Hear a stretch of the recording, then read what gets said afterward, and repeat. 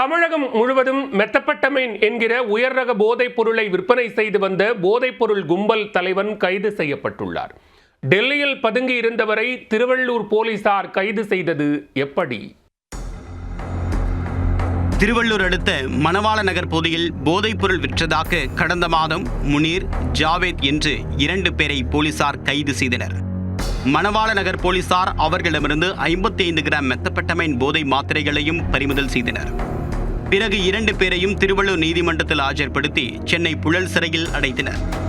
இதன் தொடர்ச்சியாக கடந்த 23ஆம் தேதி டான்சர் சிபிராஜ் என்பவரை பிடித்து அவரிடம் இருந்து 54 கிராம் மெத்தப்பட்டமைன் போதை மாத்திரைகளையும் பறிமுதல் செய்தனர்.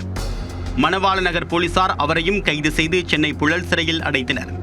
திருவள்ளூர் மாவட்ட எஸ்பி விவேகானந்த சுக்லா உத்தரவின் பேரில் ராணிப்பேட்டை மாவட்டம் திமிரி போலீஸ் ஆய்வாளர் புகழ் தலைமையில் சிறப்பு தனிப்படை அமைக்கப்பட்டு தீவிர விசாரணை மேற்கொள்ளப்பட்டு வந்தது.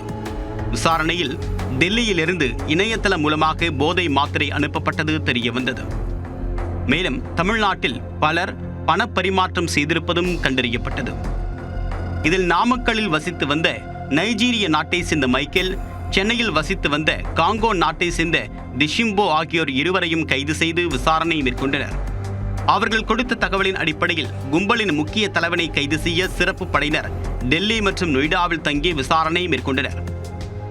இதில் மெத்தப்பட்டமைன் கடத்தல் வழக்கில் முக்கிய குற்றவாளியும் போதை மாத்திரை கும்பலின் தலைவனுமான செனகல் நாட்டை சேர்ந்த பெண்டே என்பவரை சிறப்பு படை போலீசார் கைது செய்தனர்.